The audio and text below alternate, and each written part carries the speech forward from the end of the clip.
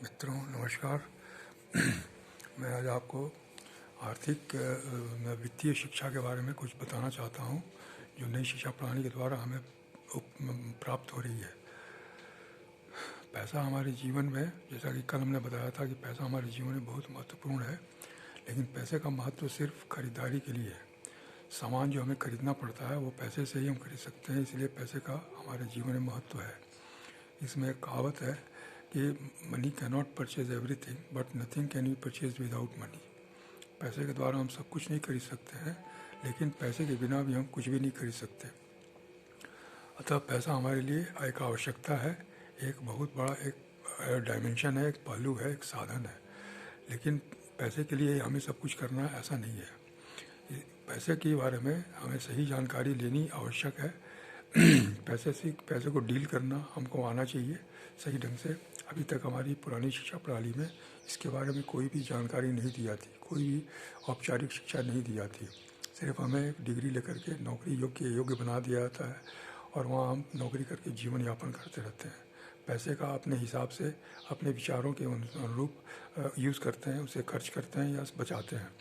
इससे हम पैसे की कमी से हमेशा जूझते रहते हैं।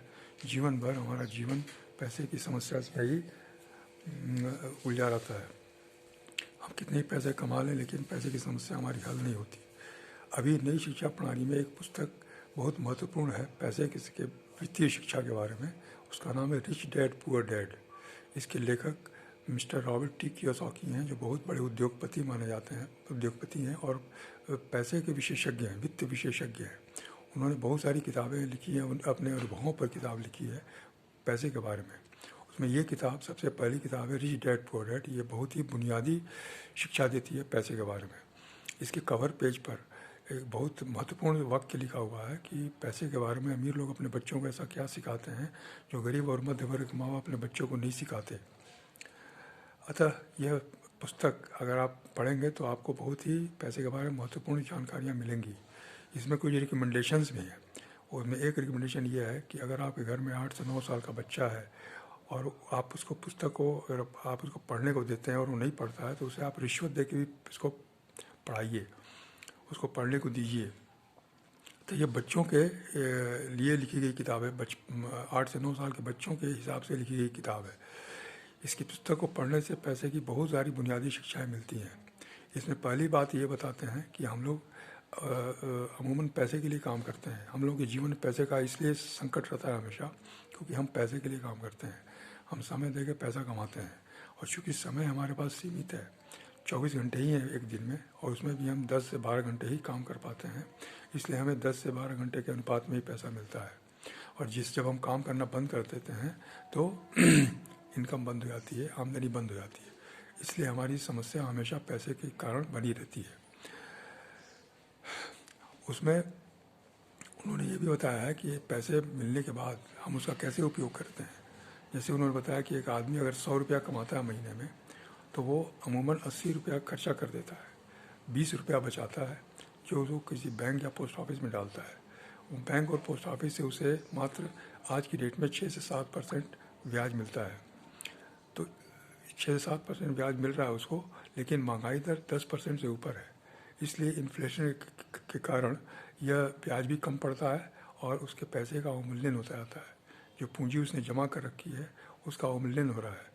आज से 10 साल बाद अगर वो पैसा निकालता है तो उस पैसे की कीमत आज के ही बराबर आंकी जाती है।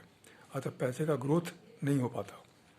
इसलिए हमें पैसा अगर निवेश भी करना है तो हमें ऐसे जगह करना चाहिए जहाँ की पैसे की ग्रोथ ज़्यादा हो, इन्फ्लेशन से ज़्यादा हो, इन्फ्लेशन रेट से ज़्यादा हो, महंगाई दर से ज़्यादा हो। ऐसी जगह हमको निवेश करना है। तो उनका ये कहना है कि हम अधिक से अधिक पैसा खर्च करते हैं। हम लोग खर्च करने की आदत हमारे अंदर है। जैसे पैसा आता है वैसे हम तुरंत खर्च करना शुरू कर देते हैं। ये हमारी मानसिकता बनी हुई है। इसको एक हम स्टेटस सिंबल ही मानते हैं। लेकिन जो अमीर हैं, जो पैसे से संपन्न है, उनके वो अलग ढंग से काम करते हैं। वो 20% लोग अपना खर्चा करते हैं और 80% लोग निवेश करते हैं। 80% उनका निवेश में जाता है, चाहे अपने बिजनेस में लगाते हैं या फिर संपत्तियों में लगाते हैं। वहाँ से फिर उनको रिटर्न जो मिलता है उसका फिर वो 80% निवेश करते हैं और 20% खर्च करते हैं। इस तरह से करते करते एक समय के बाद उनकी संपत्ति का वैल्यू इतना ज़्यादा हो जाता है कि वो 20% पैसा इतना अधिक हो जाता है कि वो कुछ भी उसमें खरीद सकते हैं। अगर वो चाहें तो हवाई जहाज़ भी खरीद सकते हैं 20% खर्च में। लेकिन उनका 80% संपत्ति का वैल्यू है वो बढ़ता जाता है हमेशा। तो ये इसलिए वो अमीर हो जाते हैं, इसलिए वो पैसे से स्वतंत्र हो जाते हैं, उनको आर्थिक स्वतंत्रता मिलने लगती है। दूसरा, उन्होंने ये कहा है कि हम चूँकि खुद काम कर रहे हैं, इसलिए हम एक सीमा में काम कर पाते हैं। अपनी बुद्धि के हिसाब से, अपने शक्ति के हिसाब से, शारीरिक क्षमता के हिसाब से हम मेहनत कर पाते हैं। लेकिन अगर हम लीवरेजिंग करें, ये जो इनकम हमारी है वो लीनियर मिलती है, मतलब समय के अनुपात में मिलती है। लेकिन जो अमीर आदमी है वो पैसे और समय का लीवरेजिंग करता है। लीवरेजिंग का मतलब ये होगा कि पैसे और समय का गुणात्मक फ़ायदा लेना, एक समय में बहुत सारे काम करना। जैसे उन्होंने एक क्वाड्रेंट बनाया ESBI, उन्होंने ग्रुप बनाया आमदनी के हिसाब से। ई मतलब एम्प्लॉय, एस मैंने सेल्फ एम्प्लॉयड, बी मैंने बिजनेस ओनर, आई मैंने इन्वेस्टर। 4 खंडों में इसको बांटा है। तो ई और एस को इन्होंने एक ग्रुप में रखा है, जो स्वरोजगारी है और जो रोजगार में है, जो नौकरी में है और जो खुद की नौकरी में है। जैसे शॉपकीपर है, कोई दुकानदार है, या डॉक्टर है जो अपने क्लिनिक चलाता है, कोई अपना आर्किटेक्ट है जो अपना ऑफिस चलाता है, या फिर कोई कंसल्टेंट है जो अपना दफ्तर चलाता है। प्रोफेशनल्स हैं, वो सेल्फ एम्प्लॉयड होते हैं, वो अपना काम स्वयं करते हैं। तो ये लोग एक ही ढंग से काम करते हैं, मतलब समय दे करके पैसा कमाते हैं, अपने खुद को मेहनत करके पैसा कमाते हैं। दूसरा ग्रुप उन्होंने बनाया बी और आई का, बिजनेस ओनर और इन्वेस्टर। बिजनेस ओनर जो है वो पैसे का लिवरेजिंग करता है, इन लोगों से काम कराता है, एम्प्लॉयड लोगों से, सेल्फ एम्प्लॉयड लोगों से काम कराता है, और उसके हिसाब से उनके समय का उपयोग करता है वो। अगर एक फैक्ट्री में अगर 5,000 आदमी काम कर रहे हैं और 8 घंटे दे रहे हैं, तो उसे 40,000 घंटे का लाभ एक दिन में उसको मिल रहा है। उसी तरह से वो इन्वेस्टर जो है वो पैसे का निवेश करता है और पैसे के निवेश पर वो लाभ कमाता है। तो ये दोनों ग्रुप के लोग जो हैं वो आर्थिक स्वतंत्रता लेते हैं, माने काम कम करके अधिक पैसा कमाना, या काम न भी करते हैं तो भी उनको पैसा मिलता रहता है, उनकी आमदनी जारी रहती है। तो ये 2 ग्रुप में उन्होंने अंतर बताया, और जो उन्होंने सर्वे किया उसके हिसाब से